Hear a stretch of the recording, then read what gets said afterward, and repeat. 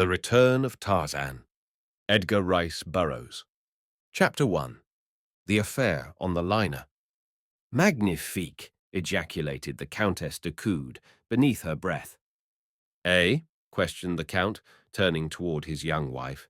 What is it that is magnificent? And the Count bent his eyes in various directions in quest of the object of her admiration. Oh, nothing at all, my dear, replied the Countess, a slight flush momentarily colouring her already pink cheek. I was but recalling with admiration those stupendous skyscrapers, as they call them, of New York. And the fair Countess settled herself more comfortably in her steamer chair and resumed the magazine, which nothing at all had caused her to let fall upon her lap. Her husband again buried himself in his book, but not without a mild wonderment that 3 days out from New York his Countess should suddenly have realized an admiration for the very buildings she had but recently characterized as horrid. Presently the Count put down his book. "It is very tiresome, Olga," he said. "I think that I shall hunt up some others who may be equally bored and see if we cannot find enough for a game of cards." "You are not very gallant, my husband," replied the young woman, smiling. "But as I am equally bored, I can forgive you. Go and play at your tiresome old cards, then, if you will." When he had gone, she let her eyes wander slyly to the figure of a tall young man stretched lazily in a chair not far distant. "Magnifique!" she breathed once more. The Countess Olga de Coude was 20, her husband 40. She was a very faithful and loyal wife, but as she had had nothing whatever to do with the selection of a husband, it is not at all unlikely that she was not wildly and passionately in love with the one that fate and her titled Russian father had selected for her. However, simply because she was surprised into a tiny exclamation of approval at sight of a splendid young stranger, it must not be inferred therefrom that her thoughts were in any way disloyal to her spouse. She merely admired, as she might have admired a particularly fine specimen of any species. Furthermore, the young man was unquestionably good to look at. As her furtive glance rested upon his profile, he rose to leave the deck. The Countess de Coude beckoned to a passing steward. "Who is that gentleman?" she asked. "He is booked, madam, as Monsieur Tarzan of Africa," replied the steward.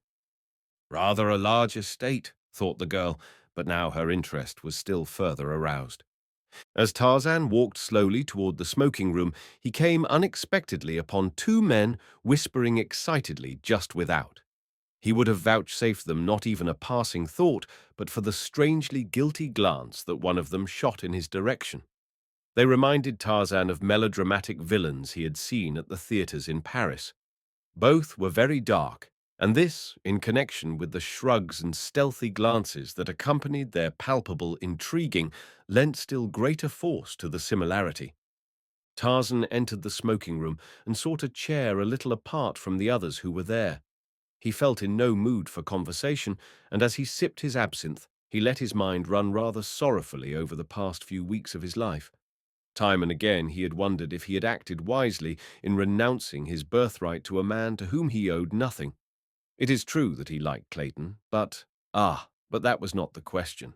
It was not for William Cecil Clayton, Lord Greystoke, that he had denied his birth. It was for the woman whom both he and Clayton had loved, and whom a strange freak of fate had given to Clayton instead of to him. That she loved him made the thing doubly difficult to bear, yet he knew that he could have done nothing less than he did do that night within the little railway station in the far Wisconsin woods. To him, her happiness was the first consideration of all, and his brief experience with civilization and civilized men had taught him that without money and position, life to most of them was unendurable. Jane Porter had been born to both, and had Tarzan taken them away from her future husband, it would doubtless have plunged her into a life of misery and torture.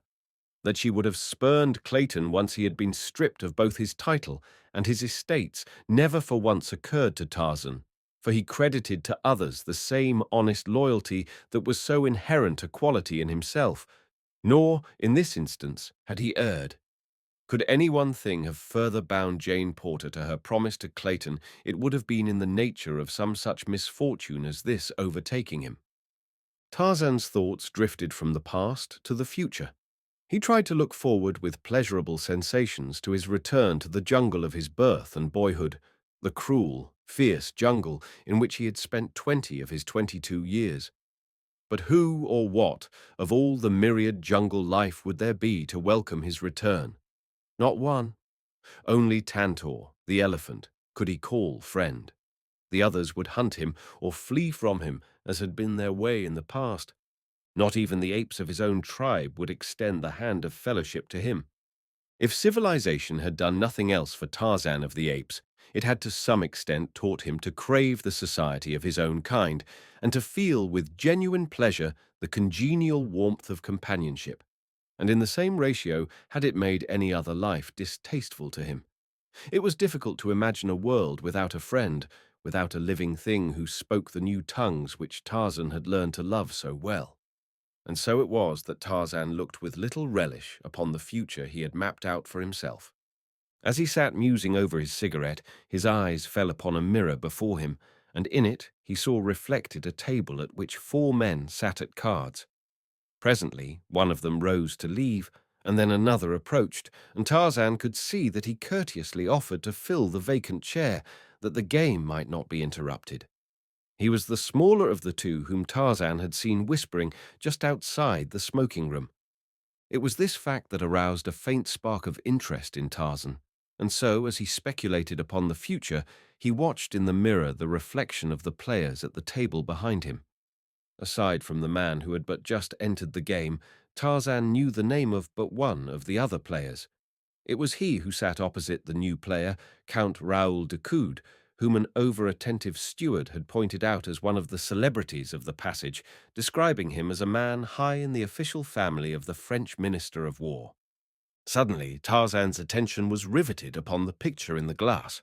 The other swarthy plotter had entered and was standing behind the Count's chair. Tarzan saw him turn and glance furtively about the room, but his eyes did not rest for a sufficient time upon the mirror to note the reflection of Tarzan's watchful eyes. Stealthily, the man withdrew something from his pocket. Tarzan could not discern what the object was, for the man's hand covered it. Slowly the hand approached the Count, and then, very deftly, the thing that was in it was transferred to the Count's pocket. The man remained standing where he could watch the Frenchman's cards. Tarzan was puzzled, but he was all attention now, nor did he permit another detail of the incident to escape him. The play went on for some 10 minutes after this, until the Count won a considerable wager from him who had last joined the game, and then Tarzan saw the fellow back of the Count's chair nod his head to his confederate. Instantly the player arose and pointed a finger at the Count. "Had I known that Monsieur was a professional card sharp, I had not been so ready to be drawn into the game," he said. Instantly the Count and the 2 other players were upon their feet. De Coude's face went white. "What do you mean, sir?" he cried. "Do you know to whom you speak?" "I know that I speak, for the last time, to one who cheats at cards," replied the fellow. The Count leaned across the table and struck the man full in the mouth with his open palm, and then the others closed in between them. "There is some mistake, sir," cried one of the other players. "Why, this is Count de Coude of France." "If I am mistaken," said the accuser, "I shall gladly apologize. But before I do so, first let Monsieur le Comte explain the extra cards which I saw him drop into his side pocket." And then the man whom Tarzan had seen drop them there turned to sneak from the room, but to his annoyance he found the exit barred by a tall, grey-eyed stranger. "Pardon," said the man brusquely, attempting to pass to one side. "Wait," said Tarzan. "But why, monsieur?" exclaimed the other petulantly. "Permit me to pass, monsieur." "Wait," said Tarzan. "I think that there is a matter in here that you may doubtless be able to explain." The fellow had lost his temper by this time, and with a low oath seized Tarzan to push him to one side. The ape-man but smiled as he twisted the big fellow about, and grasping him by the collar of his coat, escorted him back to the table, struggling, cursing, and striking in futile remonstrance. It was Nicholas Rokoff's first experience with the muscles that had brought their savage owner victorious through encounters with Numa, the lion, and Turcos, the great bull ape. The man who had accused Decoud and the two others who had been playing stood looking expectantly at the Count. Several other passengers had drawn toward the scene of the altercation, and all awaited the denouement. "The fellow is crazy," said the Count. "Gentlemen, I implore that one of you search me." "The accusation is ridiculous." This from one of the players. "You have but to slip your hand in the Count's coat pocket, and you will see that the accusation is quite serious," insisted the accuser. And then, as the others still hesitated to do so, "Come, I shall do it myself if no other will," and he stepped forward toward the Count. "No, monsieur," said Decoud. "I will submit to a search only at the hands of a gentleman." "It is unnecessary to search the Count. The cards are in his pocket. I myself saw them placed there." All turned in surprise toward this new speaker, to behold a very well-built young man urging a resisting captive toward them by the scruff of his neck. "It is a conspiracy!" cried Decoud angrily. "There are no cards in my coat," and with that he ran his hand into his pocket. As he did so, tense silence reigned in the little group. The Count went dead white, and then very slowly he withdrew his hand, and in it were 3 cards. He looked at them in mute and horrified surprise, and slowly the red of mortification suffused his face. Expressions of pity and contempt tinged the features of those who looked on at the death of a man's honor. "It is a conspiracy, monsieur." It was the grey-eyed stranger who spoke. "Gentlemen," he continued, "Monsieur le Count did not know that those cards were in his pocket. They were placed there without his knowledge as he sat at play. From where I sat in that chair yonder, I saw the reflection of it all in the mirror before me. This person whom I just intercepted in an effort to escape placed the cards in the Count's pocket." Decoud had glanced from Tarzan to the man in his grasp. "Mon Dieu, Nicholas!" he cried. "You?" Then he turned to his accuser and eyed him intently for a moment. "And you, monsieur, I did not recognize you without your beard. It quite disguises you, Paulvitch. I see it all now. It is quite clear, gentlemen." "What shall we do with them, monsieur?" asked Tarzan. "Turn them over to the captain?" "No, my friend," said the Count hastily. "It is a personal matter, and I beg that you will let it drop. It is sufficient that I have been exonerated from the charge. The less we have to do with such fellows, the better. But, monsieur, how can I thank you for the great kindness you have done me? Permit me to offer you my card, and should the time come when I may serve you, remember that I am yours to command." Tarzan had released Rokoff, who, with his confederate, Paulvitch, had hastened from the smoking room. Just as he was leaving, Rokoff turned to Tarzan. "Monsieur will have ample opportunity to regret his interference in the affairs of others." Tarzan smiled, and then, bowing to the Count, handed him his own card. The Count read, "Monsieur Jean C. Tarzan." "Monsieur Tarzan," he said, "may indeed wish that he had never befriended me, for I can assure him that he has won the enmity of 2 of the most unmitigated scoundrels in all Europe. Avoid them, monsieur, by all means." "I have had more awe-inspiring enemies, my dear Count," replied Tarzan with a quiet smile. "Yet I am still alive and unworried. I think that neither of these 2 will ever find the means to harm me." "Let us hope not, monsieur," said Decoud. "But yet it will do no harm to be on the alert, and to know that you have made at least one enemy today who never forgets and never forgives, and in whose malignant brain there are always hatching new atrocities to perpetrate upon those who have thwarted or offended him. To say that Nicholas Rokoff is a devil would be to place a wanton affront upon his satanic majesty." That night, as Tarzan entered his cabin, he found a folded note upon the floor that had evidently been pushed beneath the door. He opened it and read, "M. Tarzan. Doubtless you did not realize the gravity of your offense, or you would not have done the thing you did today. I am willing to believe that you acted in ignorance and without any intention to offend a stranger. For this reason I shall gladly permit you to offer an apology, and on receiving your assurances that you will not again interfere in affairs that do not concern you, I shall drop the matter. Otherwise, but I am sure that you will see the wisdom of adopting the course I suggest. Very respectfully, Nicholas Rokoff, Tarzan permitted a grim smile to play about his lips for a moment. Then he promptly dropped the matter from his mind and went to bed. In a nearby cabin, the Countess de Coude was speaking to her husband. "Why so grave, my dear Raoul?" she asked. "You have been as glum as could be all evening. What worries you?" "Olga, Nicholas is on board. Did you know it?" "Nicholas?" she exclaimed. "But it is impossible, Raoul. It cannot be. Nicholas is under arrest in Germany." "So I thought myself until I saw him today. Him and that other arch-scoundrel, Paulvitch. Olga, I cannot endure his persecution much longer. No, not even for you. Sooner or later I shall turn him over to the authorities. In fact, I am half-minded to explain all to the captain before we land. On a French liner, it were an easy matter, Olga, permanently to settle this nemesis of ours." "Oh no, Raoul," cried the Countess, sinking to her knees before him as he sat with bowed head upon a divan. "Do not do that. Remember your promise to me. Tell me, Raoul, that you will not do that. Do not even threaten him, Raoul." Decoud took his wife's hands in his and gazed upon her pale and troubled countenance for some time before he spoke, as though he would wrest from those beautiful eyes the real reason which prompted her to shield this man. "Let it be as you wish, Olga," he said at length. "I cannot understand. He has forfeited all claim upon your love, loyalty, or respect. He is a menace to your life and honor, and the life and honor of your husband. I trust you may never regret championing him." "I do not champion him, Raoul," she interrupted vehemently. "I believe that I hate him as much as you do, but, oh, Raoul, blood is thicker than water." "I should today have liked to sample the consistency of his," growled Decoud grimly. "The two deliberately attempted to besmirch my honor, Olga, and then he told her of all that had happened in the smoking room.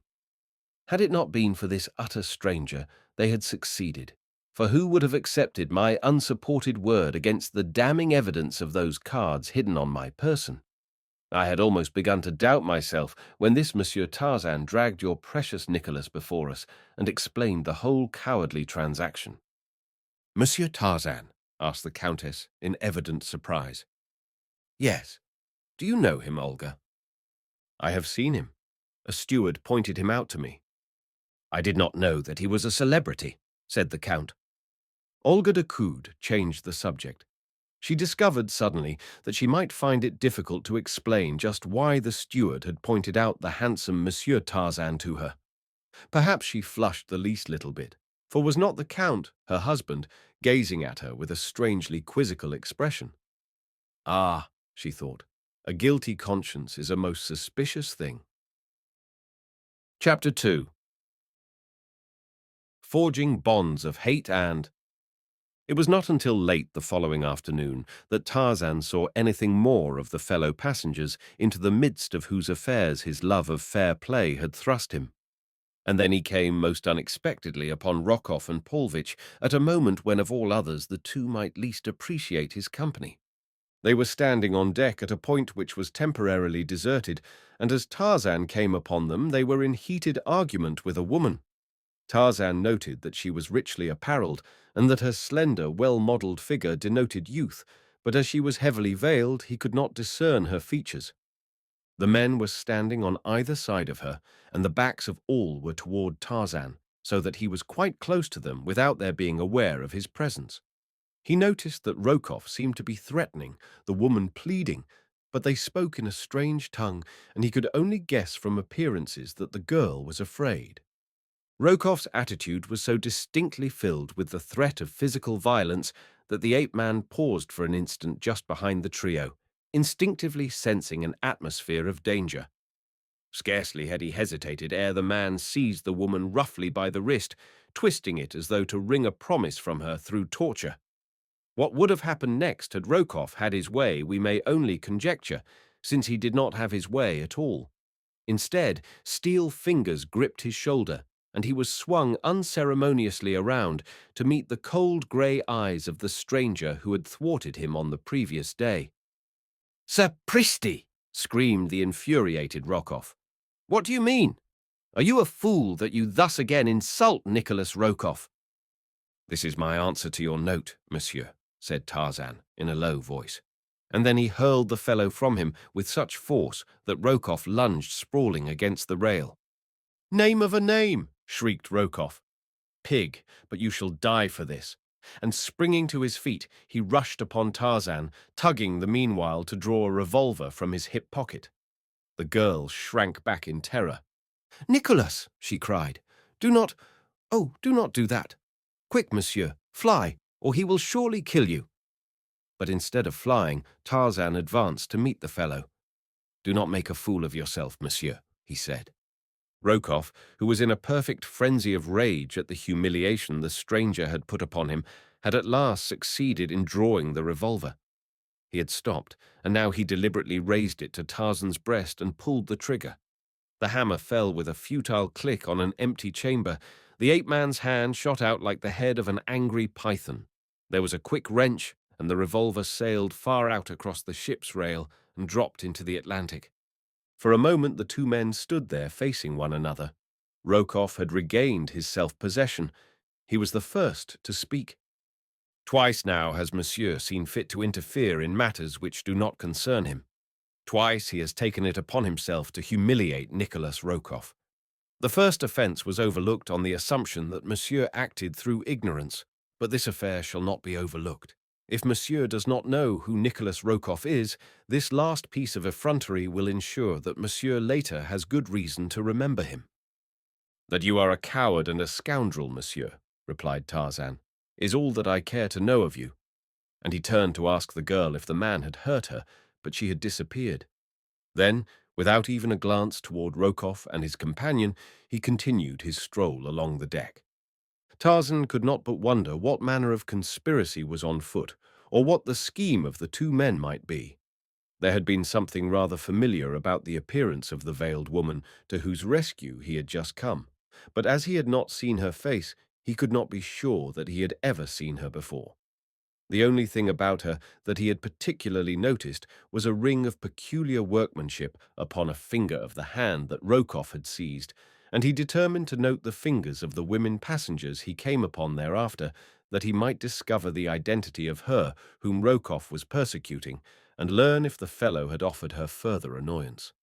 Tarzan had sought his deck chair, where he sat speculating on the numerous instances of human cruelty, selfishness, and spite that had fallen to his lot to witness since that day in the jungle, 4 years since, that his eyes had first fallen upon a human being other than himself, the sleek, black Kulonga, whose swift spear had that day found the vitals of Kala, the great she-ape, and robbed the youth, Tarzan, of the only mother he had ever known.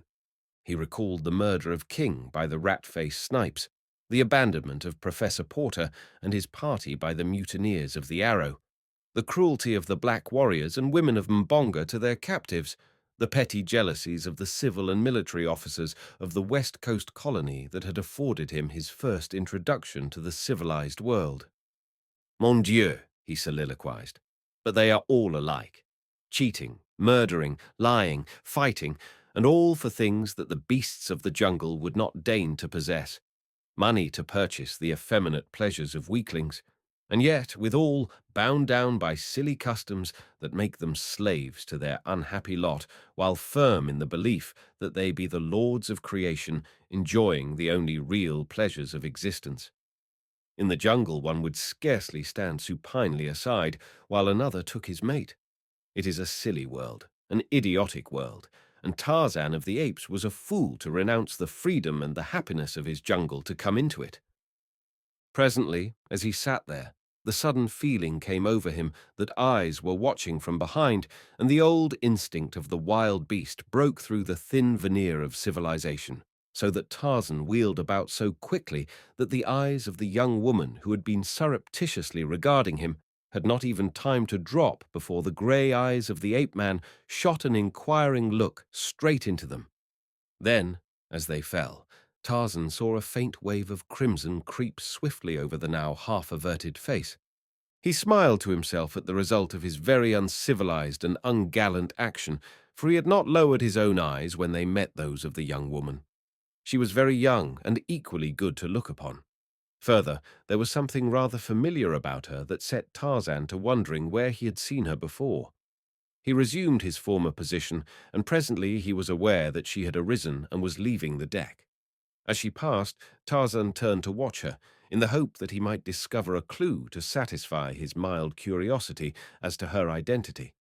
Nor was he disappointed entirely, for as she walked away, she raised one hand to the black, waving mass at the nape of her neck, the peculiarly feminine gesture that admits cognizance of appraising eyes behind her, and Tarzan saw upon a finger of this hand the ring of strange workmanship that he had seen upon the finger of the veiled woman a short time before. So it was this beautiful young woman Rokoff had been persecuting. Tarzan wondered in a lazy sort of way whom she might be, and what relations one so lovely could have with the surly, bearded Russian. After dinner that evening, Tarzan strolled forward, where he remained until after dark, in conversation with the second officer, and when that gentleman's duties called him elsewhere, Tarzan lolled lazily by the rail, watching the play of the moonlight upon the gently rolling waters. He was half hidden by a davit, so that two men who approached along the deck did not see him, and as they passed, Tarzan caught enough of their conversation to cause him to fall in behind them, to follow and learn what deviltry they were up to. He had recognized the voice as that of Rokoff, and had seen that his companion was Pulvich. Tarzan had overheard but a few words. "And if she screams, you may choke her until—" But those had been enough to arouse the spirit of adventure within him, and so he kept the two men in sight as they walked, briskly now, along the deck. To the smoking room he followed them, but they merely halted at the doorway long enough, apparently, to assure themselves that one whose whereabouts they wished to establish was within. Then they proceeded directly to the first-class cabins upon the promenade deck. Here Tarzan found greater difficulty in escaping detection, but he managed to do so successfully. As they halted before one of the polished hardwood doors, Tarzan slipped into the shadow of a passageway not a dozen feet from them. To their knock, a woman's voice asked in French, "Who is it?" "It is I, Olga, Nicholas," was the answer, in Rokoff's now familiar guttural. "May I come in?" "Why do you not cease persecuting me, Nicholas?" came the voice of the woman from beyond the thin panel. "I have never harmed you." "Come, come, Olga," urged the man in propitiatory tones. "I but ask a half-dozen words with you. I shall not harm you, nor shall I enter your cabin, but I cannot shout my message through the door." Tarzan heard the catch click as it was released from the inside. He stepped out from his hiding place far enough to see what transpired when the door was opened, for he could not but recall the sinister words he had heard a few moments before upon the deck. "And if she screams, you may choke her." Rokoff was standing directly in front of the door. Pulvich had flattened himself against the panelled wall of the corridor beyond. The door opened. Rokoff half entered the room and stood with his back against the door, speaking in a low whisper to the woman whom Tarzan could not see. Then Tarzan heard the woman's voice, level, but loud enough to distinguish her words. "No, Nicholas," she was saying, "it is useless. Threaten as you will, I shall never accede to your demands. Leave the room, please. You have no right here. You promised not to enter." "Very well, Olga. I shall not enter. But before I am done with you, you shall wish 1,000 times that you had done at once the favor I have asked. In the end, I shall win anyway, so you might as well save trouble and time for me, and disgrace for yourself and your—" "Never, Nicholas," interrupted the woman, and then Tarzan saw Rokoff turn and nod to Pulvich, who sprang quickly toward the doorway of the cabin, rushing in past Rokoff, who held the door open for him. Then the latter stepped quickly out. The door closed. Tarzan heard the click of the lock as Pulvich turned it from the inside. Rokoff remained standing before the door, with head bent, as though to catch the words of the two within. A nasty smile curled his bearded lip.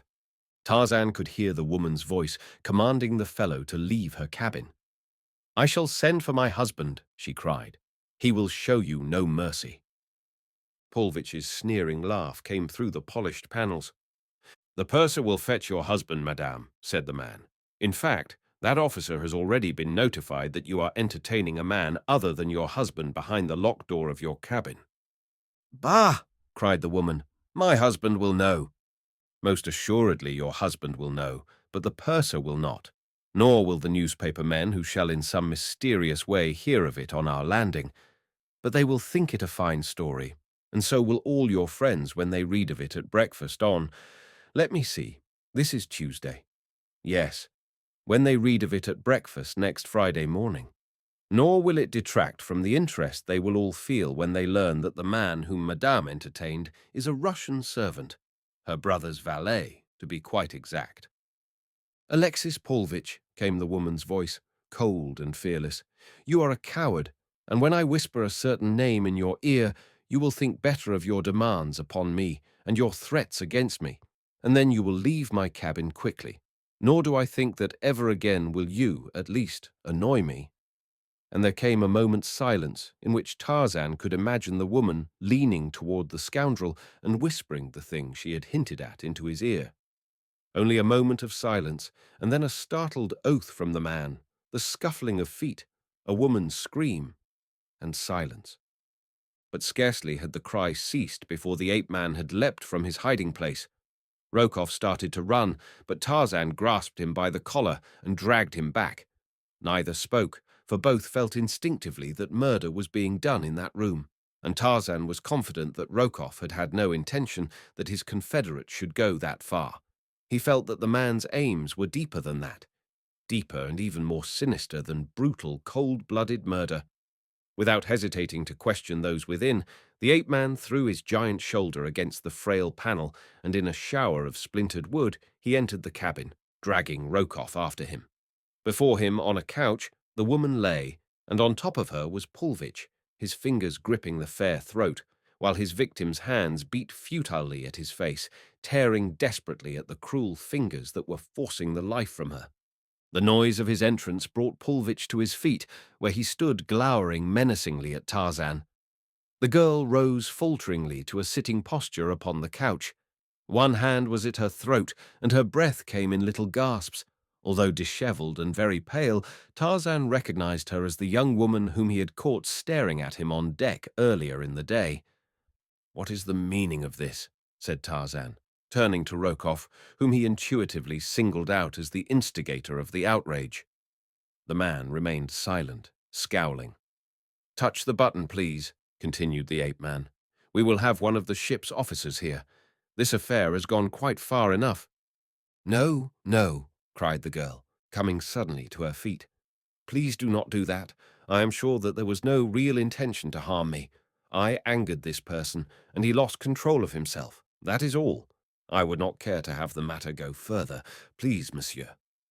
And there was such a note of pleading in her voice that Tarzan could not press the matter, though his better judgment warned him that there was something afoot here of which the proper authorities should be made cognizant. "You wish me to do nothing, then, in the matter?" he asked. "Nothing, please," she replied. "You are content that these two scoundrels should continue persecuting you?" She did not seem to know what answer to make, and looked very troubled and unhappy. Tarzan saw a malicious grin of triumph curl Rokoff's lip. The girl evidently was in fear of these two. She dared not express her real desires before them. "Then," said Tarzan, "I shall act on my own responsibility. To you," he continued, turning to Rokoff, "and this includes your accomplice, I may say that from now on to the end of the voyage I shall take it upon myself to keep an eye on you, and should there chance to come to my notice any act of either one of you that might even remotely annoy this young woman, you shall be called to account for it directly to me, nor shall the calling or the accounting be pleasant experiences for either of you. Now get out of here." And he grabbed Rokoff and Paulvitch each by the scruff of the neck and thrust them forcibly through the doorway, giving each an added impetus down the corridor with the toe of his boot. Then he turned back to the stateroom and the girl. She was looking at him in wide-eyed astonishment. "And you, madam, will confer a great favor upon me, if you will but let me know if either of those rascals troubles you further." "Ah, monsieur," she answered, "I hope that you will not suffer for the kind deed you attempted. You have made a very wicked and resourceful enemy who will stop at nothing to satisfy his hatred. You must be very careful indeed, monsieur." "Pardon me, madame. My name is Tarzan." "Monsieur Tarzan, and because I would not consent to notify the officers, do not think that I am not sincerely grateful to you for the brave and chivalrous protection you rendered me. Good night, Monsieur Tarzan. I shall never forget the debt I owe you." And, with a most winsome smile that displayed a row of perfect teeth, the girl curtsied to Tarzan, who bade her good night and made his way on deck. It puzzled the man considerably that there should be two on board, this girl and Count de Coude, who suffered indignities at the hands of Rokoff and his companion, and yet would not permit the offenders to be brought to justice. Before he turned in that night, his thoughts reverted many times to the beautiful young woman into the evidently tangled web of whose life fate had so strangely introduced him. It occurred to him that he had not learned her name. That she was married had been evidenced by the narrow gold band that encircled the third finger of her left hand. Involuntarily, he wondered who the lucky man might be. Tarzan saw nothing further of any of the actors in the little drama that he had caught a fleeting glimpse of until late in the afternoon of the last day of the voyage. Then he came suddenly face to face with the young woman as the two approached their deck chairs from opposite directions. She greeted him with a pleasant smile, speaking almost immediately of the affair he had witnessed in her cabin 2 nights before. It was as though she had been perturbed by a conviction that he might have construed her acquaintance with such men as Rokoff and Paulvitch as a personal reflection upon herself. "I trust Monsieur has not judged me," she said, "by the unfortunate occurrence of Tuesday evening. I have suffered much on account of it. This is the first time that I have ventured from my cabin since. I have been ashamed," she concluded simply. "One does not judge the gazelle by the lions that attack it," replied Tarzan. "I had seen those two work before, in the smoking room the day prior to their attack on you, if I recollect it correctly, and so, knowing their methods, I am convinced that their enmity is a sufficient guarantee of the integrity of its object. Men such as they must cleave only to the vile, hating all that is noblest and best." "It is very kind of you to put it that way," she replied, smiling. "I have already heard of the matter of the card game. My husband told me the entire story. He spoke especially of the strength and bravery of Monsieur Tarzan, to whom he feels that he owes an immense debt of gratitude." "Your husband?" repeated Tarzan questioningly. "Yes, I am the Countess de Coude."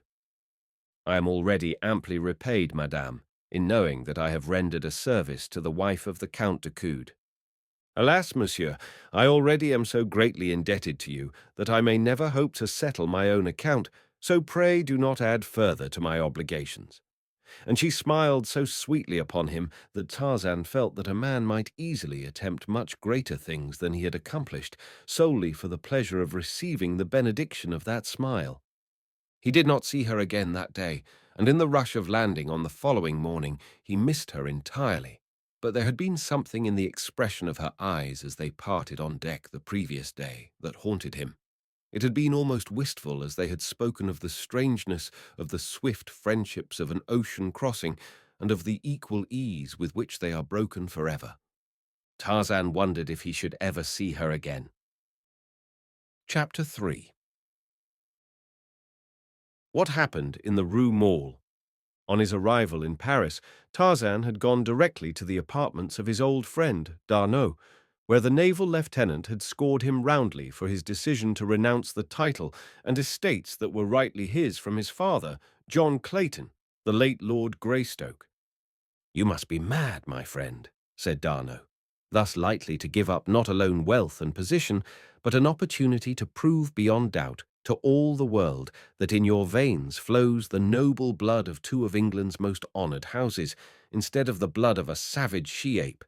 It is incredible that they could have believed you, Miss Porter least of all." "Why, I never did believe it, even back in the wilds of your African jungle, when you tore the raw meat of your kills with mighty jaws, like some wild beast, and wiped your greasy hands upon your thighs. Even then, before there was the slightest proof to the contrary, I knew that you were mistaken in the belief that Kyla was your mother. And now, with your father's diary of the terrible life led by him and your mother on that wild African shore, With the account of your birth, and final and most convincing proof of all, your own baby finger prints upon the pages of it, it seems incredible to me that you are willing to remain a nameless, penniless vagabond." "I do not need any better name than Tarzan," replied the ape-man. "And as for remaining a penniless vagabond, I have no intention of so doing. In fact, the next, and let us hope the last, burden that I shall be forced to put upon your unselfish friendship will be the finding of employment for me." "Pooh, pooh," scoffed D'Arnot. "You know that I did not mean that. Have I not told you a dozen times that I have enough for 20 men, and that half of what I have is yours? And if I gave it all to you, would it represent even the 10th part of the value I place upon your friendship, my Tarzan? Would it repay the services you did me in Africa? I do not forget, my friend, that but for you and your wondrous bravery, I had died at the stake in the village of Mbonga's cannibals. Nor do I forget that to your self-sacrificing devotion, I owe the fact that I recovered from the terrible wounds I received at their hands. I discovered later something of what it meant to you to remain with me in the amphitheater of apes while your heart was urging you on to the coast. When we finally came there and found that Miss Porter and her party had left, I commenced to realize something of what you had done for an utter stranger. Nor am I trying to repay you with money, Tarzan. It is that just at present you need money. Were it sacrifice that I might offer you, it were the same. My friendship must always be yours, because our tastes are similar, and I admire you. That I cannot command, but the money I can and shall." "Well," laughed Tarzan, "we shall not quarrel over the money. I must live, and so I must have it, but I shall be more contented with something to do. You cannot show me your friendship in a more convincing manner than to find employment for me. I shall die of inactivity in a short while. As for my birthright, it is in good hands. Clayton is not guilty of robbing me of it. He truly believes that he is the real Lord Greystoke, and the chances are that he will make a better English lord than a man who was born and raised in an African jungle. You know that I am but half civilized even now. Let me see red in anger, but for a moment, and all the instincts of the savage beast that I really am submerge what little I possess of the milder ways of culture and refinement. And then again, had I declared myself, I should have robbed the woman I love of the wealth and position that her marriage to Clayton will now ensure to her. I could not have done that. Could I, Paul? Nor is the matter of birth of great importance to me, he went on, without waiting for a reply. Raised as I have been, I see no worth in man or beast that is not theirs by virtue of their own mental or physical prowess. And so I am as happy to think of Carla as my mother as I would be to try to picture the poor, unhappy little English girl who passed away a year after she bore me. Carla was always kind to me in her fierce and savage way. I must have nursed at her hairy breast from the time that my own mother died. She fought for me against the wild denizens of the forest and against the savage members of our tribe with the ferocity of real mother love. And I, on my part, loved her, Paul. I did not realize how much until after the cruel spear and the poisoned arrow of Mbonga's black warrior had stolen her away from me. I was still a child when that occurred, and I threw myself upon her dead body and wept out my anguish as a child might for his own mother.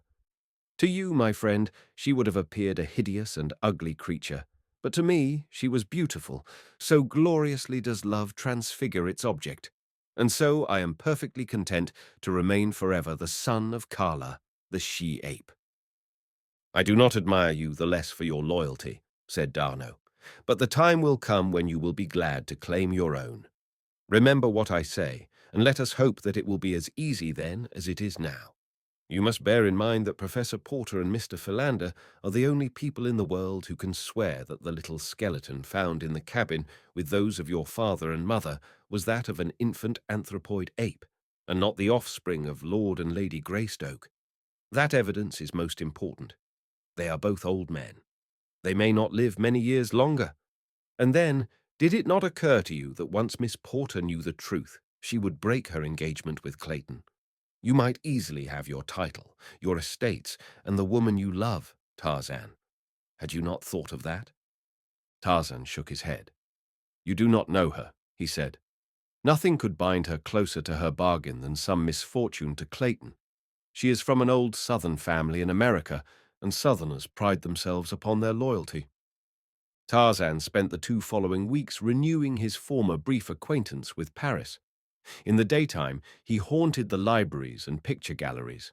He had become an omnivorous reader, and the world of possibilities that were open to him in this seat of culture and learning fairly appalled him when he contemplated the very infinitesimal crumb of the sum total of human knowledge that a single individual might hope to acquire even after a lifetime of study and research. But he learned what he could by day and threw himself into a search for relaxation and amusement at night. Nor did he find Paris a whit less fertile field for his nocturnal avocation. If he smoked too many cigarettes and drank too much absinthe, it was because he took civilization as he found it and did the things that he found his civilized brothers doing. The life was a new and alluring one, and in addition he had a sorrow in his breast and a great longing which he knew could never be fulfilled, and so he sought in study and in dissipation, the two extremes, to forget the past and inhibit contemplation of the future. He was sitting in a music hall one evening, sipping his absinthe and admiring the art of a certain famous Russian dancer, when he caught a passing glimpse of a pair of evil black eyes upon him. The man turned and was lost in the crowd at the exit before Tarzan could catch a good look at him, but he was confident that he had seen those eyes before, and that they had been fastened on him this evening through no passing accident.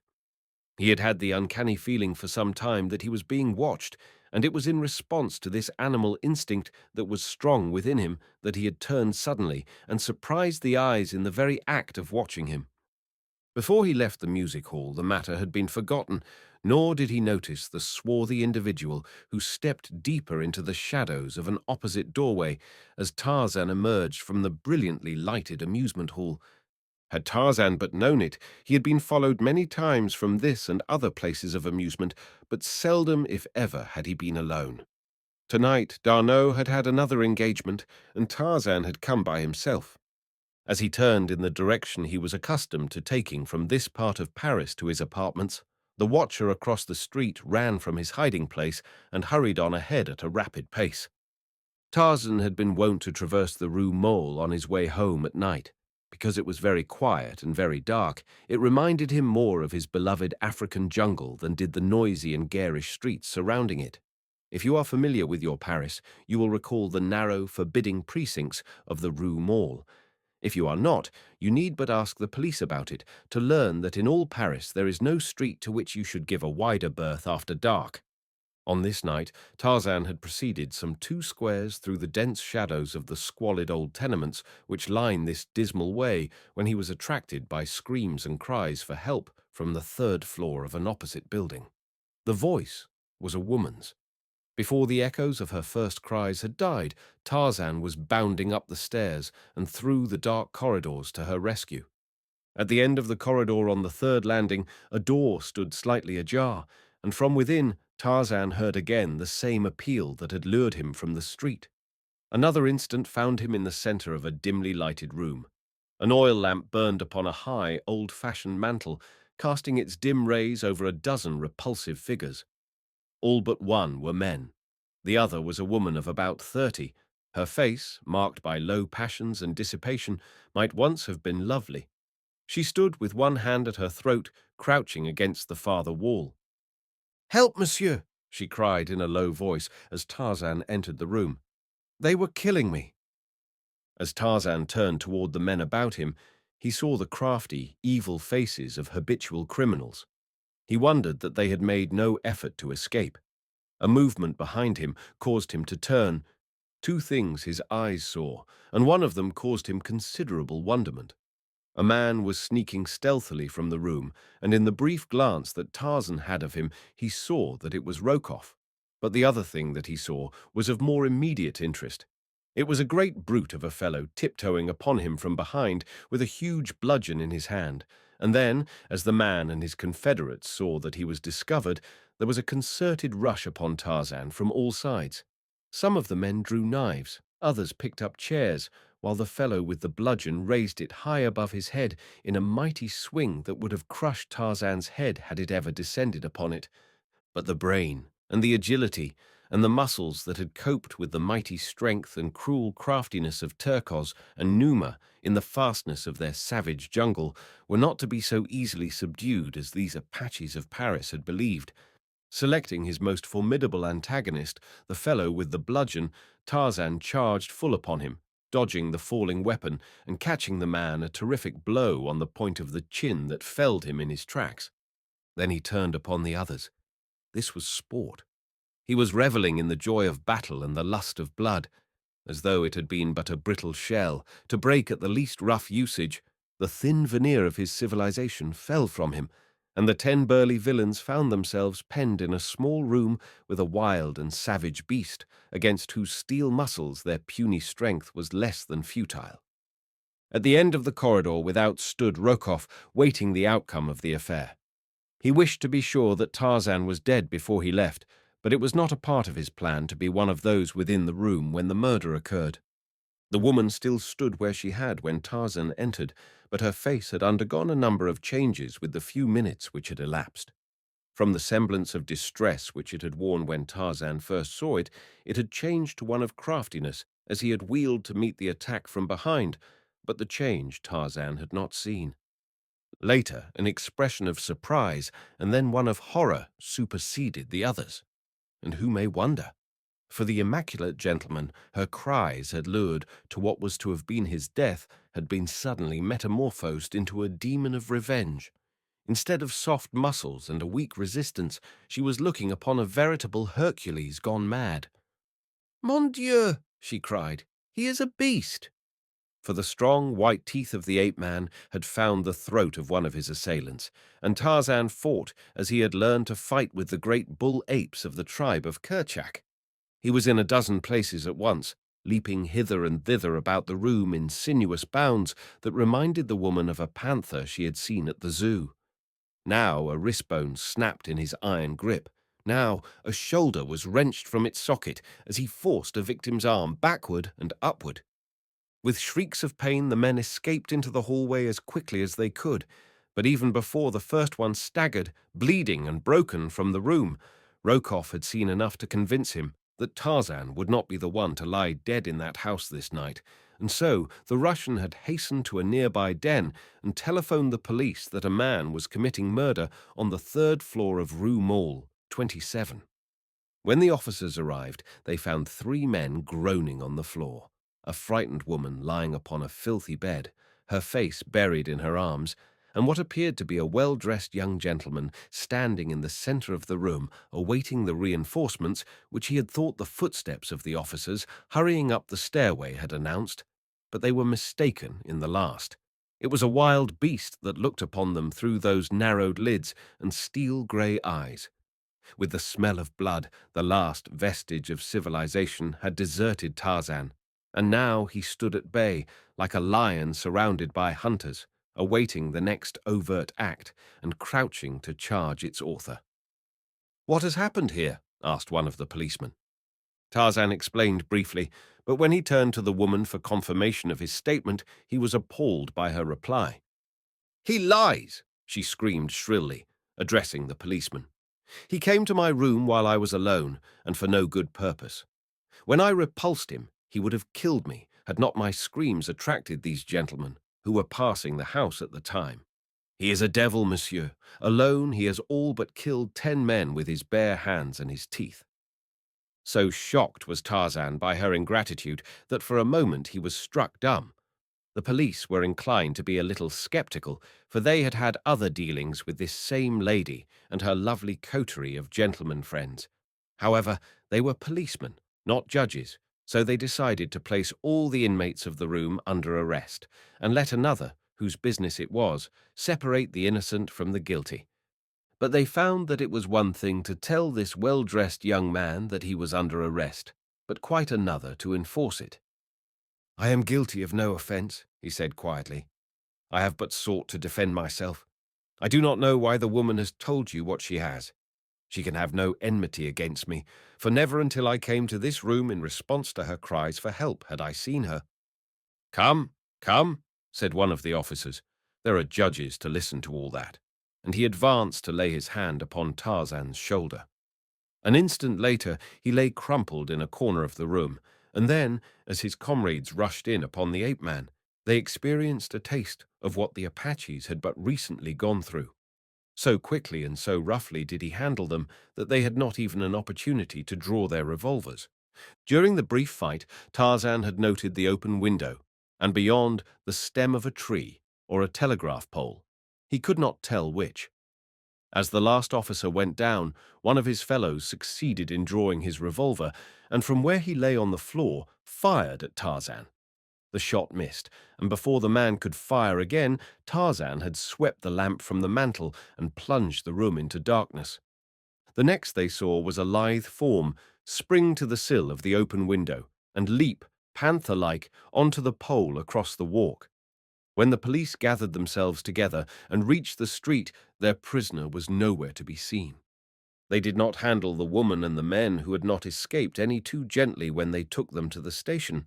They were a very sore and humiliated detail of police. It galled them to think that it would be necessary to report that a single unarmed man had wiped the floor with the whole lot of them and then escaped them as easily as though they had not existed.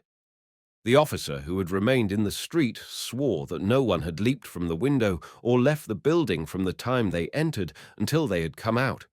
His comrades thought that he lied, but they could not prove it.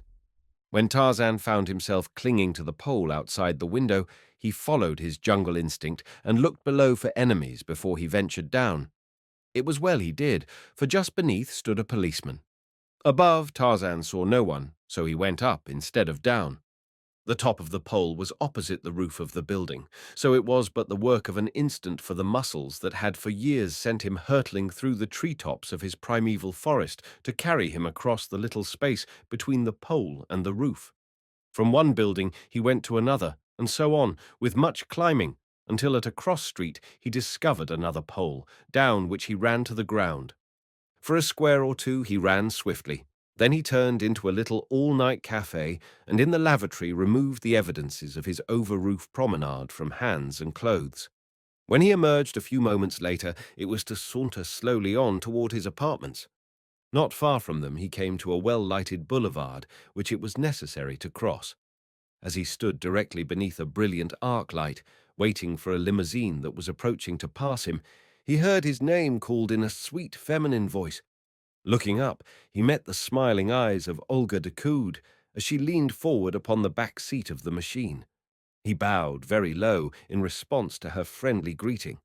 When he straightened up, the machine had borne her away. Rokoff and the Countess Decoud, both in the same evening, he soliloquized. Paris is not so large, after all. Chapter 4. The Countess explains. Your Paris is more dangerous than my savage jungles, Paul, concluded Tarzan, after narrating his adventures to his friend the morning following his encounter with the Apaches and police in the Rue Mall. Why did they lure me there? Were they hungry? D'Arnaud feigned a horrified shudder, but he laughed at the quaint suggestion. It is difficult to rise above the jungle standards and reason by the light of civilized ways, is it not, my friend? He queried banteringly. Civilized ways, forsooth, scoffed Tarzan. Jungle standards do not countenance wanton atrocities. There we kill for food and for self-preservation, or in the winning of mates and the protection of the young. Always, you see, in accordance with the dictates of some great natural law. But here, faugh, your civilized man is more brutal than the brutes. He kills wantonly, and worse than that, he utilizes a noble sentiment, the brotherhood of man, as a lure to entice his unwary victim to his doom. It was in answer to an appeal from a fellow being that I hastened to that room where the assassins lay in wait for me. I could not realize for a long time afterward that any woman could sink to such moral depravity as that one must have to call a would-be rescuer to death. But it must have been so. The sight of Rokoff there and the woman's later repudiation of me to the police make it impossible to place any other construction upon her acts. Rokoff must have known that I frequently passed through the Rue Mall. He lay in wait for me, his entire scheme worked out to the last detail, even to the woman's story, in case a hitch should occur in the program such as really did happen. It is all perfectly plain to me." "Well," said D'Arnot, "among other things, it has taught you what I have been unable to impress upon you, that the Rue Mole is a good place to avoid after dark." "On the contrary," replied Tarzan with a smile, "it has convinced me that it is the one worthwhile street in all Paris. Never again shall I miss an opportunity to traverse it, for it has given me the first real entertainment I have had since I left Africa." "It may give you more than you will relish even without another visit," said D'Arnot. "You are not through with the police yet, remember. I know the Paris police well enough to assure you that they will not soon forget what you did to them. Sooner or later they will get you, my dear Tarzan, and then they will lock the wild man of the woods up behind iron bars. How will you like that?" "They will never lock Tarzan of the Apes behind iron bars," replied he grimly. There was something in the man's voice as he said it that caused D'Arnot to look up sharply at his friend. What he saw in the set jaw and the cold grey eyes made the young Frenchman very apprehensive for this great child, who could recognize no law mightier than his own mighty physical prowess. He saw that something must be done to set Tarzan right with the police before another encounter was possible. "You have much to learn, Tarzan," he said gravely. "The law of man must be respected, whether you relish it or no. Nothing but trouble can come to you and your friends should you persist in defying the police. I can explain it to them once for you, and that I shall do this very day, but hereafter you must obey the law. If its representatives say, 'Come,' you must come. If they say, 'Go,' you must go. Now we shall go to my great friend in the department and fix up this matter of the Rue Mole. Come." Together they entered the office of the police official a half-hour later. He was very cordial. He remembered Tarzan from the visit the two had made him several months prior in the matter of fingerprints. When D'Arnot had concluded the narration of the events which had transpired the previous evening, a grim smile was playing about the lips of the policeman. He touched a button near his hand, and as he waited for the clerk to respond to its summons, he searched through the papers on his desk for one which he finally located. "Here, Joubon," he said, as the clerk entered. "Summon these officers. Have them come to me at once." And he handed the man the paper he had sought. Then he turned to Tarzan.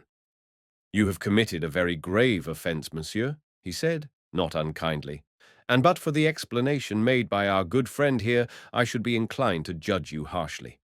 I am, instead, about to do a rather unheard-of thing. I have summoned the officers whom you maltreated last night. They shall hear Lieutenant D'Arnot's story, and then I shall leave it to their discretion to say whether you shall be prosecuted or not. You have much to learn about the ways of civilization. Things that seem strange or unnecessary to you, you must learn to accept until you are able to judge the motives behind them. The officers whom you attacked were but doing their duty. They had no discretion in the matter. Every day they risk their lives in the protection of the lives or property of others. They would do the same for you. They are very brave men, and they are deeply mortified that a single unarmed man bested and beat them. Make it easy for them to overlook what you did. Unless I am gravely in error, you are yourself a very brave man, and brave men are proverbially magnanimous." Further conversation was interrupted by the appearance of the four policemen. As their eyes fell on Tarzan, surprise was writ large on each countenance. "My children," said the official, "here is the gentleman whom you met in the Rue Mole last evening. He has come voluntarily to give himself up. I wish you to listen attentively to Lieutenant D'Arnot, who will tell you a part of the story of Monsieur's life. It may explain his attitude toward you of last night. Proceed, my dear Lieutenant." D'Arnot spoke to the policemen for half an hour. He told them something of Tarzan's wild jungle life. He explained the savage training that had taught him to battle like a wild beast in self-preservation.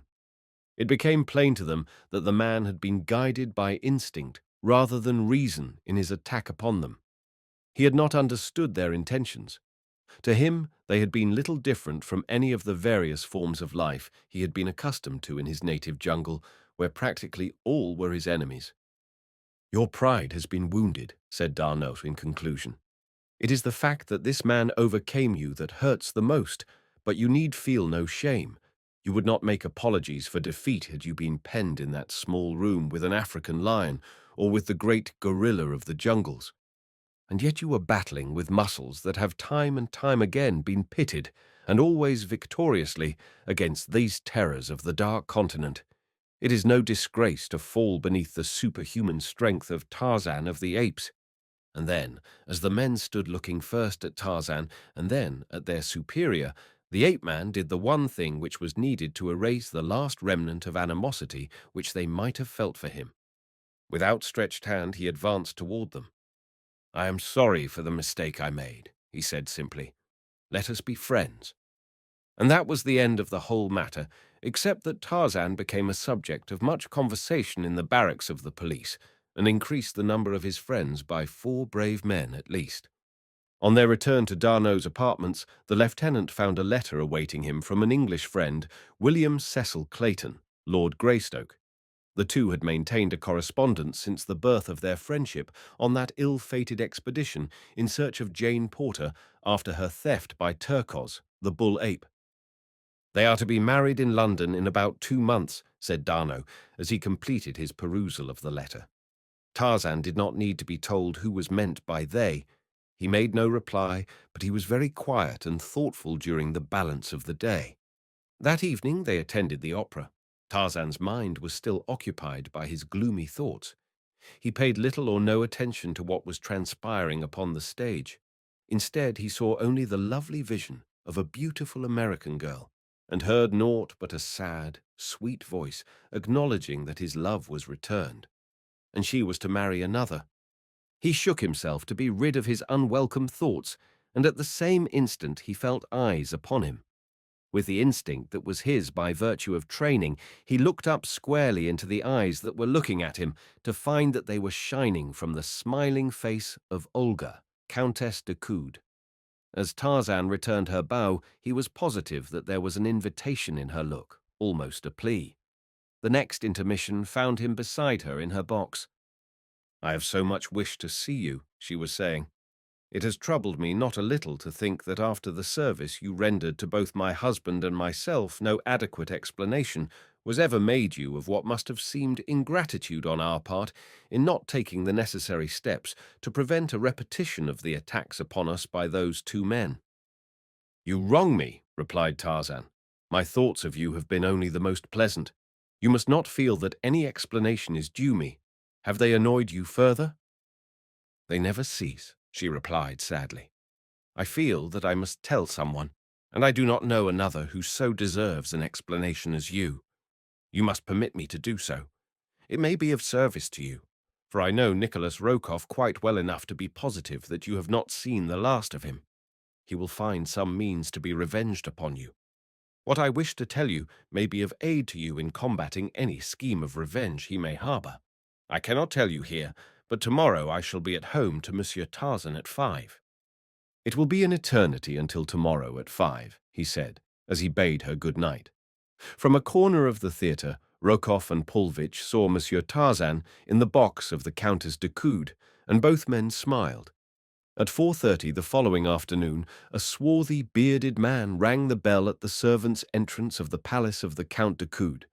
The footman who opened the door raised his eyebrows in recognition as he saw who stood without. A low conversation passed between the two. At first the footman demurred from some proposition that the bearded one made, but an instant later something passed from the hand of the caller to the hand of the servant. Then the latter turned and led the visitor by a roundabout way to a little curtained alcove off the apartment in which the Countess was wont to serve tea of an afternoon. A half-hour later, Tarzan was ushered into the room, and presently his hostess entered, smiling and with outstretched hands. "I am so glad that you came," she said. "Nothing could have prevented," he replied. For a few moments they spoke of the opera, of the topics that were then occupying the attention of Paris, of the pleasure of renewing their brief acquaintance which had had its inception under such odd circumstances, and this brought them to the subject that was uppermost in the minds of both. "You must have wondered," said the Countess finally, "what the object of Rokoff's persecution could be. It is very simple. The Count is entrusted with many of the vital secrets of the Ministry of War. He often has in his possession papers that foreign powers would give a fortune to possess, secrets of state that their agents would commit murder and worse than murder to learn. There is such a matter now in his possession that would make the fame and fortune of any Russian who could divulge it to his government. Rokov and Pulvich are Russian spies.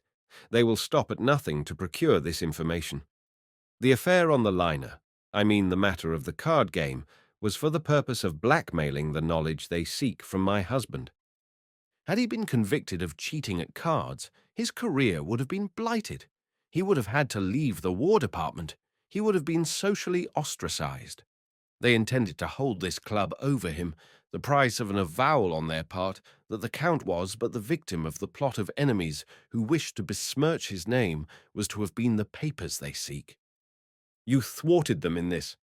Then they concocted the scheme whereby my reputation was to be the price instead of the Count's. When Pulvich entered my cabin, he explained it to me. If I would obtain the information for them, he promised to go no farther. Otherwise, Rokov, who stood without, was to notify the purser that I was entertaining a man other than my husband behind the locked doors of my cabin. He was to tell everyone he met on the boat, and when we landed, he was to have given the whole story to the newspaper men. Was it not too horrible? But I happen to know something of Monsieur Pulvich that would send him to the gallows in Russia if it were known by the police of St. Petersburg. I dared him to carry out his plan, and then I leaned toward him and whispered a name in his ear. Like that, and she snapped her fingers, he flew at my throat as a madman. He would have killed me had you not interfered. The brutes, muttered Tarzan. They are worse than that, my friend, she said. They are devils. I fear for you because you have gained their hatred. I wish you to be on your guard constantly. Tell me that you will, for my sake, for I should never forgive myself should you suffer through the kindness you did me. I do not fear them, he replied. I have survived grimmer enemies than Rokov and Pulvich. He saw that she knew nothing of the occurrence in the Rue Mall, nor did he mention it, fearing that it might distress her.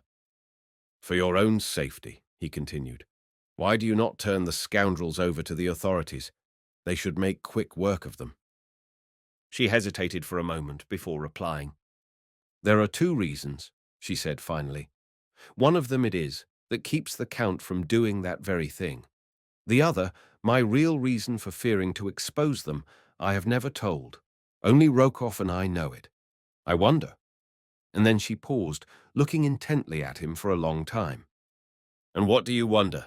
He asked, smiling.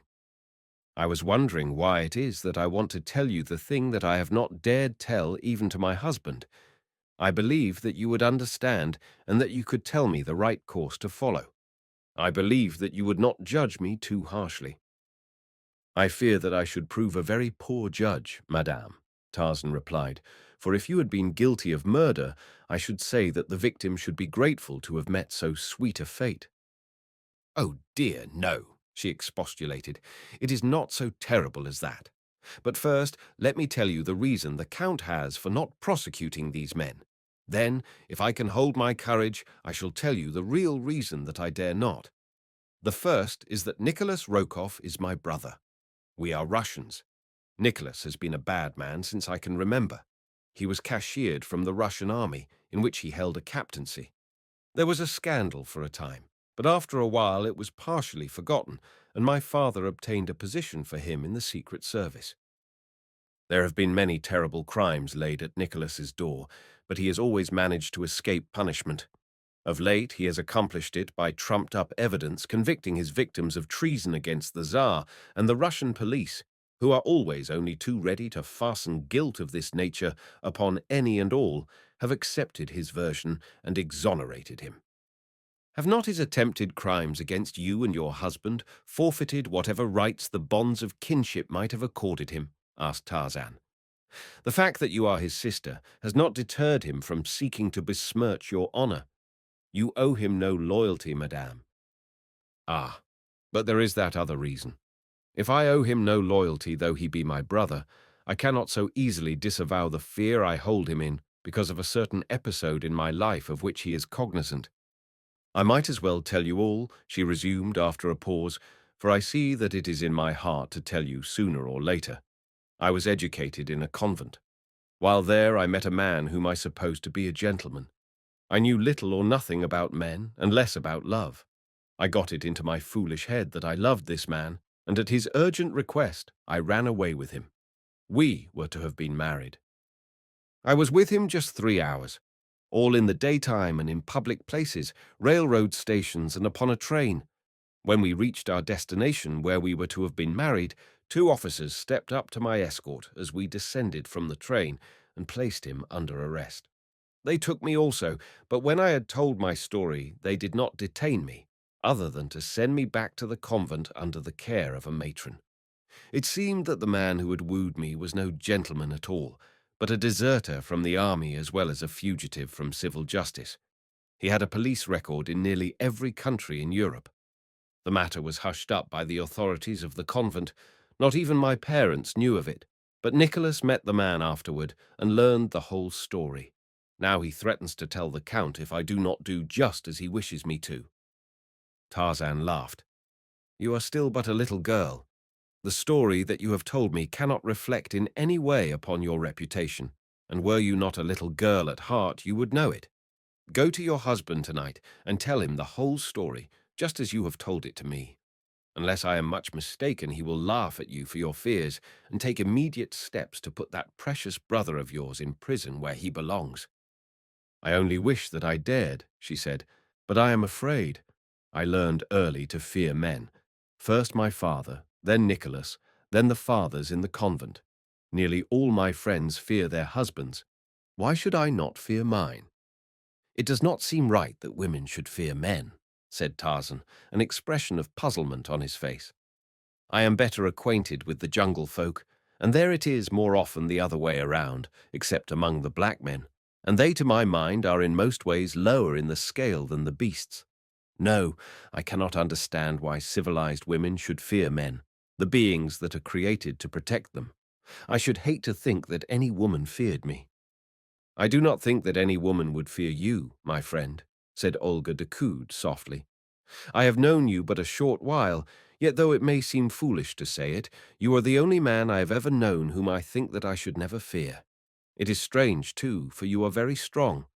I wondered at the ease with which you handled Nicholas and Polvich that night in my cabin. It was marvelous. As Tarzan was leaving her a short time later, he wondered a little at the clinging pressure of her hand at parting and the firm insistence with which she exacted a promise from him that he would call again on the morrow. The memory of her half-veiled eyes and perfect lips as she had stood smiling up into his face as he bade her goodbye remained with him for the balance of the day.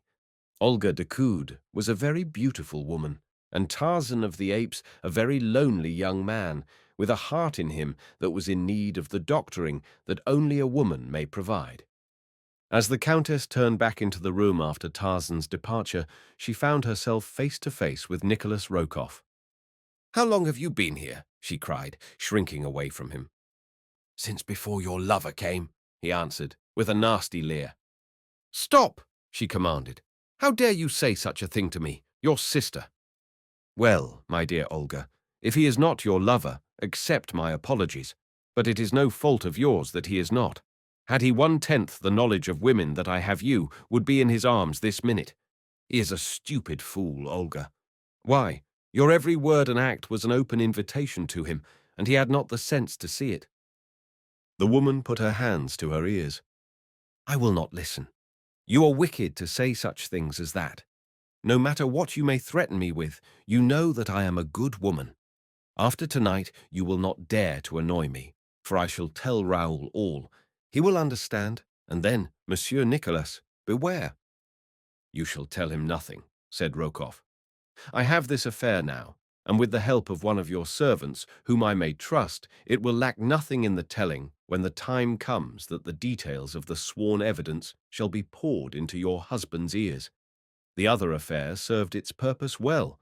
We now have something tangible to work on, Olga. A real affair, and you a trusted wife. Shame, Olga." And the brute laughed. So the Countess told her Count nothing, and matters were worse than they had been. From a vague fear, her mind was transferred to a very tangible one. It may be, too, that conscience helped to enlarge it out of all proportion. Chapter 5. The Plot That Failed. For a month, Tarzan was a regular and very welcome devotee at the shrine of the beautiful Countess de Coude. Often he met other members of the select little coterie that dropped in for tea of an afternoon. More often, Olga found devices that would give her an hour of Tarzan alone. For a time she had been frightened by what Nicholas had insinuated. She had not thought of this big young man as anything more than friend, but with the suggestion implanted by the evil words of her brother, she had grown to speculate much upon the strange force which seemed to attract her toward the grey-eyed stranger. She did not wish to love him, nor did she wish his love. She was much younger than her husband, and without having realized it, she had been craving the haven of a friendship with one nearer her own age. 20 is shy in exchanging confidences with 40. Tarzan was but 2 years her senior. He could understand her, she felt. Then he was clean and honorable and chivalrous. She was not afraid of him. That she could trust him, she had felt instinctively from the first. From a distance, Rokoff had watched this growing intimacy with malicious glee. Ever since he had learned that Tarzan knew that he was a Russian spy, there had been added to his hatred for the ape-man a great fear that he would expose him. He was but waiting now until the moment was propitious for a master stroke. He wanted to rid himself forever of Tarzan, and at the same time reap an ample revenge for the humiliations and defeats that he had suffered at his hands. Tarzan was nearer to contentment than he had been since the peace and tranquility of his jungle had been broken in upon by the advent of the marooned porter party. He enjoyed the pleasant social intercourse with Olga's friends, while the friendship which had sprung up between the fair countess and himself was a source of never-ending delight. It broke in upon and dispersed his gloomy thoughts, and served as a balm to his lacerated heart.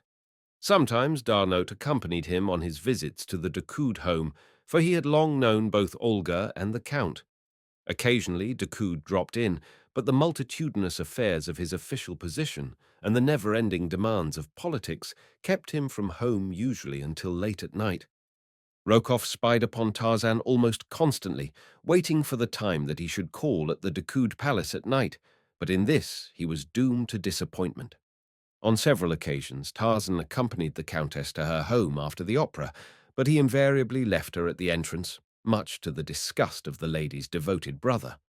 Finding that it seemed impossible to trap Tarzan through any voluntary act of his own, Rokoff and Paulvitch put their heads together to hatch a plan that would trap the ape-man in all the circumstantial evidence of a compromising position. For days they watched the papers as well as the movements of Decoud and Tarzan. At length they were rewarded. A morning paper made brief mention of a smoker that was to be given on the following evening by the German minister. Decoud's name was among those of the invited guests. If he attended this, meant that he would be absent from his home until after midnight. On the night of the banquet, Paulvitch waited at the curb before the residence of the German minister, where he could scan the face of each guest that arrived. He had not long to wait before Decoud descended from his car and passed him. That was enough. Paulvitch hastened back to his quarters, where Rokoff awaited him. There they waited until after 11, then Paulvitch took down the receiver of their telephone. He called a number. "The apartments of Lieutenant D'Arnaut?" he asked, when he had obtained his connection. "A message for Monsieur Tarzan, if he will be so kind as to step to the telephone." For a minute there was silence. "Monsieur Tarzan." "Ah, yes, monsieur. This is Francois, in the service of the Countess de Coude. Possibly monsieur does poor Francois the honor to recall him." "Yes?" "Yes, monsieur. I have a message, an urgent message from the Countess. She asks that you hasten to her at once.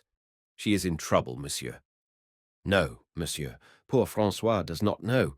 Shall I tell madame that monsieur will be here shortly?" "Thank you, monsieur. The good God will bless you." Paulvitch hung up the receiver and turned to grin at Rokoff. "It will take him 30 minutes to get there. If you reach the German minister's in 15, Decoud should arrive at his home in about 45 minutes. It all depends upon whether the fool will remain 15 minutes after he finds that a trick has been played upon him." But unless I am mistaken, Olga will be loath to let him go in so short a time as that. Here is the note for Decoud. Hasten. Paulvitch lost no time in reaching the German ministers. At the door he handed the note to a footman. This is for the Count Decoud. It is very urgent. You must see that it is placed in his hands at once. And he dropped a piece of silver into the willing hand of the servant. Then he returned to his quarters. A moment later, Decoud was apologizing to his host as he tore open the envelope. What he read left his face white and his hand trembling. Monsieur le Comte Decoud, one who wishes to save the honor of your name takes this means to warn you that the sanctity of your home is this minute in jeopardy. A certain man who for months has been a constant visitor there during your absence is now with your wife. If you go at once to your countess's boudoir, you will find them together. A friend. 20 minutes after Paulvitch had called Tarzan, Rokoff obtained a connection with Olga's private line. Her maid answered the telephone, which was in the countess's boudoir. "But Madame has retired," said the maid, in answer to Rokoff's request to speak with her. "This is a very urgent message for the countess's ears alone," replied Rokoff. "Tell her that she must arise and slip something about her and come to the telephone. I shall call up again in 5 minutes." Then he hung up his receiver. A moment later, Paulvitch entered. "The Count has the message?" asked Rokoff. "He should be on his way to his home by now," replied Paulvitch. "Good. My lady will be sitting in her boudoir, very much in negligee about now. In a minute the faithful Jacques will escort Monsieur Tarzan into her presence without announcing him. It will take a few minutes for explanations. Olga will look very alluring in the filmy creation that is her nightdress, and the clinging robe which but half conceals the charms that the former does not conceal at all. Olga will be surprised, but not displeased. If there is a drop of red blood in the man, the Count will break in upon a very pretty love scene in about 15 minutes from now. I think we have planned marvelously, my dear Alexis. Let us go out and drink to the very good health of Monsieur Tarzan in some of old Plancon's unparalleled absinthe, not forgetting that the Count Decoud is one of the best swordsmen in Paris, and by far the best shot in all France." When Tarzan reached Olga's, Jacques was awaiting him at the entrance. "This way, monsieur," he said, and led the way up the broad marble staircase. In another moment he had opened a door, and drawing aside a heavy curtain, obsequiously bowed Tarzan into a dimly lighted apartment. Then Jacques vanished. Across the room from him, Tarzan saw Olga, seated before a little desk on which stood her telephone. She was tapping impatiently upon the polished surface of the desk. She had not heard him enter. "Olga," he said, "what is wrong?" She turned toward him with a little cry of alarm. "Jean," she cried, "what are you doing here? Who admitted you? What does it mean?" Tarzan was thunderstruck, but in an instant he realized a part of the truth. "Then you did not send for me, Olga?" "Send for you at this time of night? Mon Dieu! Jean, do you think that I am quite mad?" "Francois telephoned me to come at once, that you were in trouble and wanted me." "Francois? Who in the world is Francois?" "He said that he was in your service. He spoke as though I should recall the fact." "There is no one by that name in my employ. Someone has played a joke upon you, Jean," and Olga laughed. "I fear that it may be a most sinister joke, Olga," he replied. "There is more back of it than humor." "What do you mean? You do not think that—" "Where is the Count?" he interrupted. "At the German ambassador's. This is another move by your estimable brother. Tomorrow the Count will hear of it. He will question the servants. Everything will point to what Rokoff wishes the Count to think." "The scoundrel!" cried Olga. She had arisen and come close to Tarzan, where she stood looking up into his face. She was very frightened. In her eyes was an expression that the hunter sees in those of a poor, terrified doe, puzzled, questioning. She trembled, and to steady herself, raised her hands to his broad shoulders. "What shall we do, Jean?" she whispered. "It is terrible. Tomorrow all Paris will read of it. He will see to that." Her look, her attitude, her words were eloquent of the age-old appeal of defenseless woman to her natural protector. man. Tarzan took one of the warm little hands that lay on his breast in his own strong one. The act was quite involuntary, and almost equally so was the instinct of protection that threw a sheltering arm around the girl's shoulders. The result was electrical. Never before had he been so close to her. In startled guilt, they looked suddenly into each other's eyes, and where Olga Decoud should have been strong, she was weak, for she crept closer into the man's arms and clasped her own about his neck. And Tarzan of the apes? He took the panting figure into his mighty arms and covered the hot lips with kisses. Raoul Decoud made hurried excuses to his host after he had read the note handed him by the ambassador's butler. Never afterward could he recall the nature of the excuses he made. Everything was quite a blur to him up to the time that he stood on the threshold of his own home. Then he became very cool, moving quietly and with caution. For some inexplicable reason, Jacques had the door open before he was halfway to the steps. It did not strike him at the time as being unusual, though afterward he remarked it. Very softly, he tiptoed up the stairs and along the gallery to the door of his wife's boudoir. In his hand was a heavy walking stick, in his heart, murder. Olga was the first to see him. With a horrified shriek, she tore herself from Tarzan's arms, and the ape-man turned just in time to ward with his arm a terrific blow that Decoud had aimed at his head. Once, twice, 3 times the heavy stick fell with lightning rapidity, and each blow aided in the transition of the ape-man back to the primordial. With the low, guttural snarl of the bull-ape, he sprang for the Frenchman. The great stick was torn from his grasp and broken in two as though it had been matchwood, to be flung aside as the now infuriated beast charged for his adversary's throat. Olga Decoud stood a horrified spectator of the terrible scene which ensued during the next brief moment. Then she sprang to where Tarzan was murdering her husband, choking the life from him, shaking him as a terrier might shake a rat. Frantically, she tore at his great hands. "Mother of God," she cried, "you are killing him, you are killing him. Oh, Jean, you are killing my husband." Tarzan was deaf with rage. Suddenly, he hurled the body to the floor and, placing his foot upon the upturned breast, raised his head.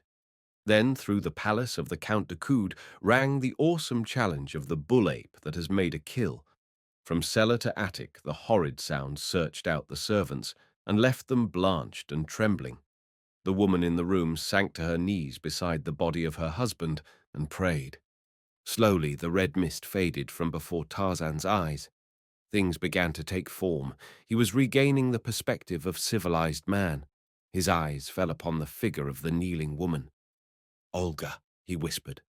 She looked up, expecting to see the maniacal light of murder in the eyes above her. Instead, she saw sorrow and contrition. "Oh, Jean," she cried, "see what you have done. He was my husband. I loved him, and you have killed him." Very gently, Tarzan raised the limp form of the Count Decoud and bore it to a couch. Then he put his ear to the man's breast. "Some brandy, Olga," he said. She brought it, and together they forced it between his lips. Presently, a faint gasp came from the white lips. The head turned, and Decoud groaned. "He will not die," said Tarzan. "Thank God." "Why did you do it, Jean?" she asked. "I do not know. He struck me, and I went mad. I have seen the apes of my tribe do the same thing. I have never told you my story, Olga. It would have been better had you known it. This might not have happened. I never saw my father. The only mother I knew was a ferocious she-ape. Until I was 15, I had never seen a human being. I was 20 before I saw a white man. A little more than a year ago, I was a naked beast of prey in an African jungle. Do not judge me too harshly. 2 years is too short a time in which to attempt to work the change in an individual that it has taken countless ages to accomplish in the white race. I do not judge at all, Jean. The fault is mine. You must go now. He must not find you here when he regains consciousness. Goodbye." It was a sorrowful Tarzan who walked with bowed head from the palace of the Count Decoud. Once outside, his thoughts took definite shape, to the end that 20 minutes later he entered a police station not far from the Rue Maule. Here he soon found one of the officers with whom he had had the encounter several weeks previous. The policeman was genuinely glad to see again the man who had so roughly handled him. After a moment of conversation, Tarzan asked if he had ever heard of Nicholas Rokoff or Alexis Paulvitch. "Very often indeed, monsieur. Each has a police record, and while there is nothing charged against them now, we make it a point to know pretty well where they may be found should the occasion demand. It is only the same precaution that we take with every known criminal. Why does monsieur ask?" "They are known to me," replied Tarzan. "I wish to see Monsieur Rokoff on a little matter of business. If you can direct me to his lodgings, I shall appreciate it." A few minutes later he bade the policeman adieu, and with a slip of paper in his pocket, bearing a certain address in a semi-respectable quarter, he walked briskly toward the nearest taxi stand. Rokoff and Paulvitch had returned to their rooms and were sitting talking over the probable outcome of the evening's events. They had telephoned to the offices of two of the morning papers from which they momentarily expected representatives to hear the first report of the scandal that was to stir social Paris on the morrow. A heavy step sounded on the stairway. "Ah, but these newspaper men are prompt," exclaimed Rokoff, and as a knock fell upon the door of their room, "Enter, monsieur." The smile of welcome froze upon the Russian's face as he looked into the hard, grey eyes of his visitor. "Name of a name!" he shouted, springing to his feet. "What brings you here?" "Sit down," said Tarzan, so low that the men could barely catch the words, but in a tone that brought Rokoff to his chair and kept Paulvitch in his. "You know what has brought me here," he continued, in the same low tone. "It should be to kill you. But because you are Olga Decoud's brother, I shall not do that. Now. I shall give you a chance for your lives. Paulvitch does not count much. He is merely a stupid, foolish little tool, and so I shall not kill him so long as I permit you to live. Before I leave you two alive in this room, you will have done two things. The first will be to write a full confession of your connection with tonight's plot, and sign it. The second will be to promise me, upon pain of death, that you will permit no word of this affair to get into the newspapers. If you do not do both, neither of you will be alive when I pass next through that doorway. Do you understand?" And without waiting for a reply, "Make haste.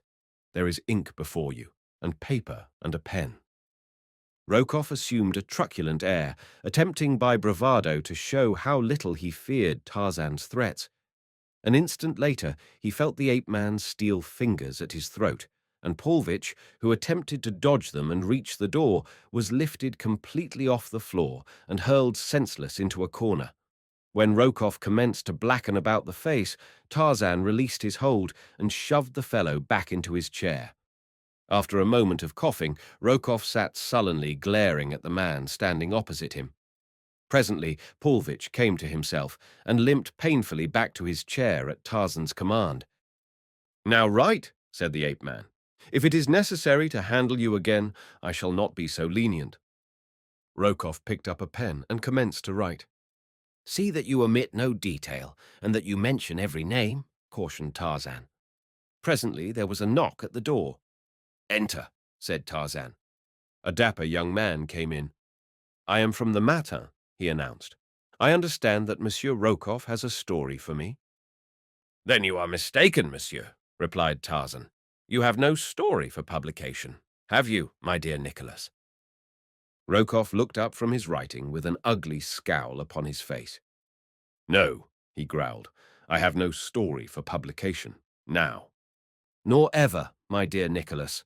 And the reporter did not see the nasty light in the ape-man's eye, but Nicholas Rokoff did. "Nor ever," he repeated hastily. "It is too bad that monsieur has been troubled," said Tarzan, turning to the newspaper man. "I bid monsieur good evening," and he bowed the dapper young man out of the room and closed the door in his face. An hour later, Tarzan, with a rather bulky manuscript in his coat pocket, turned at the door leading from Rokoff's room.